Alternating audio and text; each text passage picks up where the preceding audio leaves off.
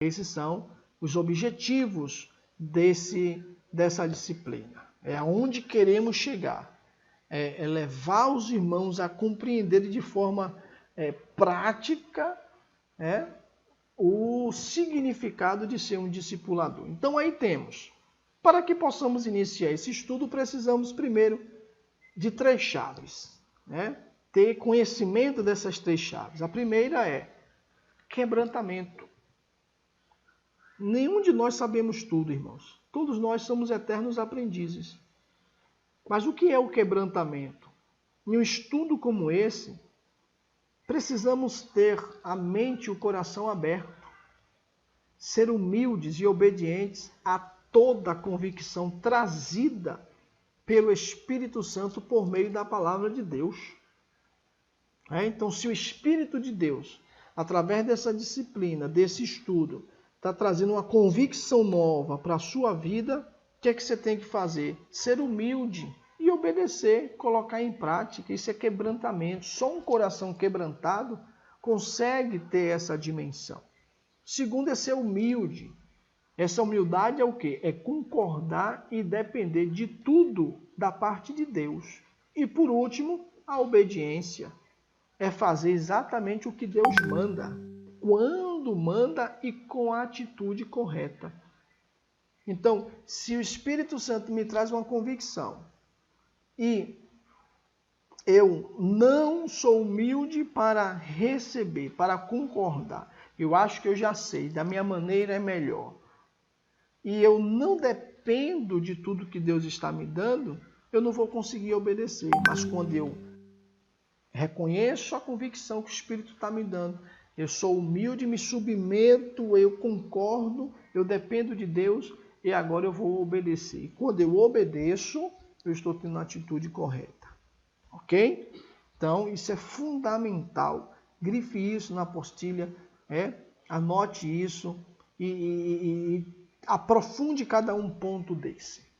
Tá? Aí temos, então, o desafio de entender e praticar a visão correta do discipulado bíblico. Existe por aí muitos modelos, muitas formas de fazer o discipulado, mas nem todas são corretas. Nós não estamos aqui para dizer qual é certa e qual é errada, mas existe um padrão bíblico. A Bíblia nos dá os fundamentos. Então, Atos 5,42 é o texto áureo do discipulado. Discipulado bíblico. O que é que a igreja primitiva fazia? E todos os dias, no templo e de casa em casa, não cessavam de ensinar e pregar Jesus, o Cristo. Então, quantos dias? Todos os dias eles estavam no templo e de casa em casa. Tá? Dentro da nossa cultura, dentro da nossa realidade, podemos fazer o discipulado todos os dias? Podemos. Então eu tenho que estar no templo todo dia? Nem sempre. Eu tenho que estar na casa das pessoas todos os dias? Nem sempre. Hoje, com toda a tecnologia que nós temos, podemos sim acompanhar as pessoas, nossos discípulos, diariamente. Entende? Então, por isso que eu falei ontem que discipulado não é um curso bíblico, não é um estudo na casa somente. Isso faz parte do processo. Mas discipulado é relacionamento, é andar junto. Por isso que a igreja primitiva crescia. Porque eles estavam juntos praticamente todos os dias. E nós podemos estar acompanhando os nossos discípulos todos os dias. Seja na igreja, no culto. Se hoje não tem culto oficial, eu visito a casa do meu discípulo ou convido ele para a minha casa. Eu vou sair, ando com ele, enfim. Cria situações para sempre estarem juntos. Mas se naquele dia não deu, liga. Dá mentoria, dá o discipulado, procura saber como é que está. Discipulado é isso, é se preocupar com as pessoas. É saber o que elas fizeram no dia anterior, ou se é à noite o que foi que fez nesse dia. Se sofreu alguma tentação, se sofreu alguma dificuldade, em que área eu posso te ajudar. Está procurando dar a atenção. E o próprio discípulo ele vai aprender com isso, com o tempo, é o quê? A prestar conta para o seu discipulador. ao seu mentor espiritual. Isso gera crescimento. Então, 3 palavras são chave neste processo. A primeira é discípulo, discipulado e discipulador, né? Então, isso já vimos ontem com bastante propriedade. O desafio, então, de entender esse discipulado bíblico. Então, um discípulo de Jesus é uma pessoa cujo comprometimento principal na vida é seguir Jesus, desenvolver-se para ser como Jesus e fazer a vontade de Jesus. Discípulo é um aluno, um seguidor, um aprendiz, né? Aí temos discipulado, é mais que uma aula ou um compromisso de lições que ensinam conteúdo doutrinário. Discipulado é trabalho árduo, longo e às vezes até sacrificial, né? Você todo dia está preocupando com a pessoa, você está interagindo, se relacionando, é um trabalho de acompanhamento, aconselhamento, orientação. É uma relação comprometida e pessoal, onde um discípulo mais maduro ajuda outros discípulos de Jesus Cristo a fazer o quê? A aproximar mais de Jesus e se reproduzir. Então, até quando o discipulado deve durar? Até que aquele discípulo esteja fazendo discipulado, formando outro discípulo, ensinando para outro o que ele aprendeu de mim. Certo? E aí temos também ser um discipulador. É o quê? É mais que um professor de escola bíblica dominical ou de um curso bíblico. Ele é o quê? Um discipulador. Ele é um pai, ele é um amigo, ele é um companheiro. Lembra que eu falei ontem de paternidade espiritual? Então, é um pai, é uma mãe, né? É um educador bíblico. O discipulado trabalha na educação, educar as pessoas. É educação cristã. É forjar o caráter daquele discípulo através da educação. É um formador do caráter, um treinador de novos seguidores de Cristo. Então imagine a palavra que eu usei ontem, o coach, né, que é muito usado hoje. Ele é um treinador. Ele é aquele que pega pessoas e treina, desenvolve, ajuda as pessoas a desenvolver as suas habilidades. E no caso aqui de Cristo, é se desenvolver para ser como Cristo, né? É você ajudar as pessoas a potencializar os seus talentos naturais, os dons espirituais que ela recebe quando aceita Jesus. Então, o discipulador, ele não está limitado ao estudo bíblico, da escola bíblica, ou de um curso na casa, uma vez na semana, 1 hora de relógio, ou até na classe de novos convertidos, coletivo na igreja, porque tem igrejas que faz o discipulado coletivo na igreja, um dia que não é culto oficial, tem lá o grupo dos novos convertidos que é ensinado, ali faz parte do processo, tem que se ter isso. Mas ser um discipulador não está restrito a isso, a dar um curso na igreja ou na casa, mas é formar o caráter da pessoa.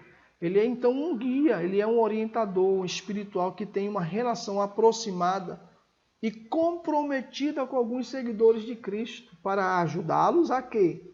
A crescer. A crescer de forma pessoal, em sua identidade cristã como filhos de Deus e como nossos irmãos, crescer como irmãos, crescer como comunidade, seguidores de Cristo, membros da família de Deus, buscando desenvolver seu caráter e sua capacidade ministerial.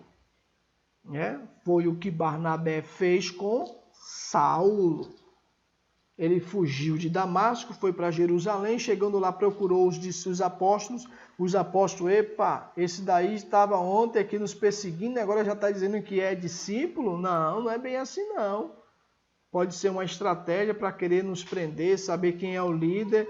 Não, desconfiaram, mas aí entrou Barnabé. Barnabé pegou Saulo, não, apresentou à igreja. Não, eu vi ele se convertendo. Eu vi ele dando testemunho lá em Damasco. Ele foi cheio do Espírito Santo na casa de Ananias. Ele estava testemunhando, inclusive ele foi expulso de Damasco.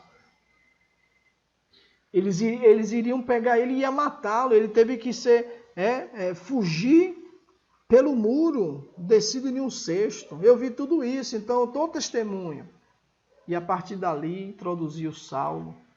Ele foi para Tarso, passou aqueles anos todos em Tarso. Lá em Atos 11, Barnabé é enviado para Antioquia, A igreja de Jerusalém envia Barnabé para Antioquia. Chegando em Antioquia, ele vai procurar Saulo lá em Tarso.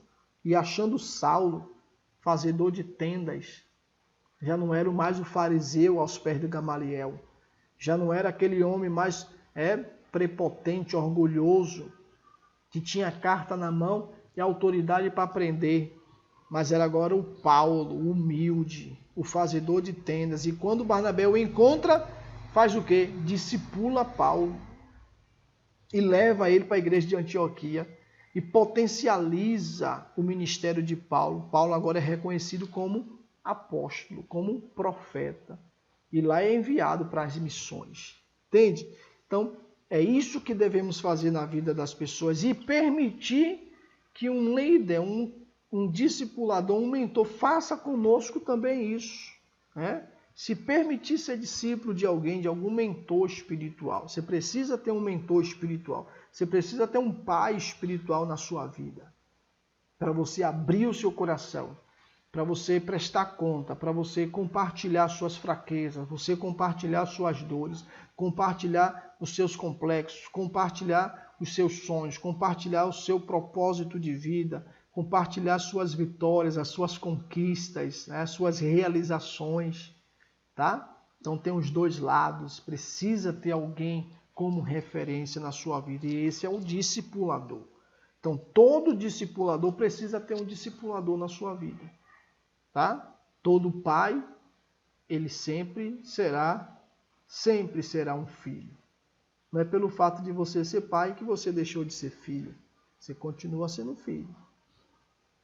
Então, o que é ser um discípulo de Cristo? É aquele que exerce um princípio de formação moral e espiritual. Ó, princípio moral e espiritual. Estabelecido a partir de quê? De um relacionamento muito construtivo e verdadeiro. Entre quem? O mestre e seu discípulo. Mentor e mentoriado. E que tem por objetivo o quê? O processo de transformação pelo exemplo e pessoal, onde um discípulo mais maduro ajuda outros discípulos de Jesus Cristo a aproximar-se mais dele e assim se reproduzir. Devemos então entender que a prática do discipulado vai além de qualquer método. Fazer discípulo significa reproduzir a si mesmo e a sua fé na vida de outro. Tá? Então é você formar caráter, é se reproduzir em uma pessoa, não no sentido de que agora você é autossuficiente, mas aquilo que você aprendeu de Cristo, do seu discipulador, você agora vai estar apto para ensinar a outro. Por isso que essa expressão pai espiritual, vai depender da forma como você foi formado, é que você vai formar os seus filhos. Se você foi formado bem, você vai tende a formar os seus filhos bem.